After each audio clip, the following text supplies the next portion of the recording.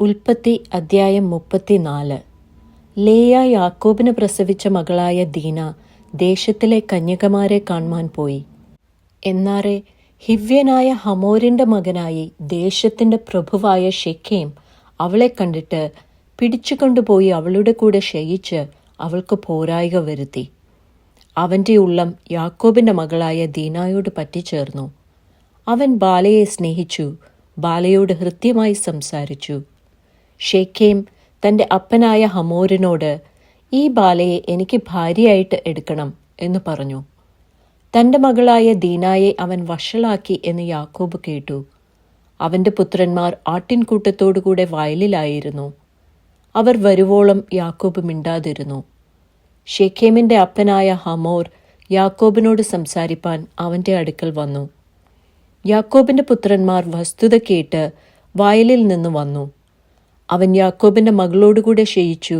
അങ്ങനെ അരുതാത്ത കാര്യം ചെയ്ത് ഇസ്രയേലിൽ വഷളത്വം പ്രവർത്തിച്ചതുകൊണ്ട് ആ പുരുഷന്മാർക്ക് വ്യസനം തോന്നി, മഹാകോപവും ജ്വലിച്ചു. ഹമോർ അവരോട് സംസാരിച്ചു, എൻ്റെ മകൻ ശെഖേമിന്റെ ഉള്ളം നിങ്ങളുടെ മകളോട് പറ്റിയിരിക്കുന്നു. അവളെ അവന് ഭാര്യയായി കൊടുക്കണം. നിങ്ങൾ ഞങ്ങളോട് വിവാഹ സംബന്ധം കൂടി നിങ്ങളുടെ സ്ത്രീകളെ ഞങ്ങൾക്ക് തരികയും ഞങ്ങളുടെ സ്ത്രീകളെ നിങ്ങൾക്ക് എടുക്കുകയും ചെയ്യുവിൻ.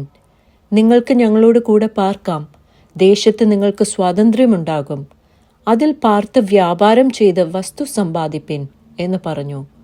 ശെഖേമും അവളുടെ അപ്പനോടും സഹോദരന്മാരോടും, നിങ്ങൾക്ക് എന്നോട് കൃപ തോന്നിയാൽ നിങ്ങൾ പറയുന്നത് ഞാൻ തരാം.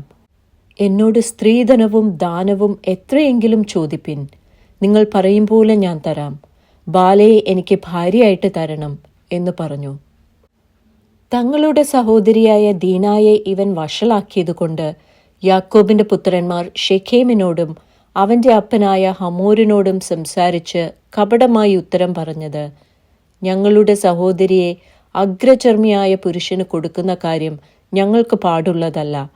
അത് ഞങ്ങൾക്ക് അപമാനമാകുന്നു. എങ്കിലും ഒന്ന് ചെയ്താൽ ഞങ്ങൾ സമ്മതിക്കാം.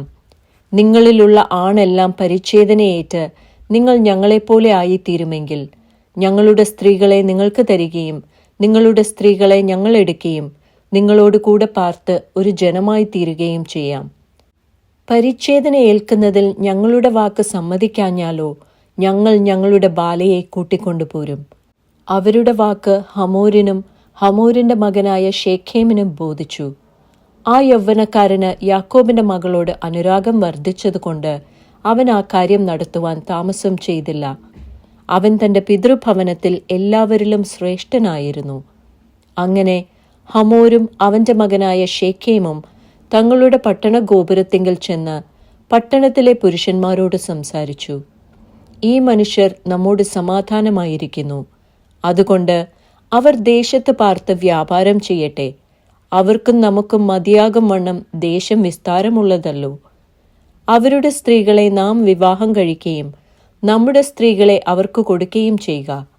എങ്കിലും അവർ പരിച്ഛേദനയുള്ളവരായിരിക്കും പോലെ നമ്മളിലുള്ള ആണെല്ലാം പരിച്ഛേദനയേറ്റാൽ മാത്രമേ അവർ നമ്മോടുകൂടെ പാർത്ത് ഒരു ജനമായിരിക്കാൻ സമ്മതിക്കുകയുള്ളൂ.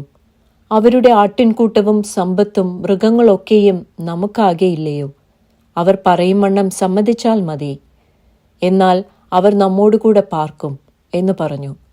അപ്പോൾ ഹമോരിന്റെ പട്ടണക്കാരെല്ലാവരും അവന്റെയും മകൻ ശെഖേമിന്റെയും വാക്കുകേട്ട് പട്ടണക്കാരിൽ ആണെല്ലാം പരിച്ഛേദനയേറ്റു.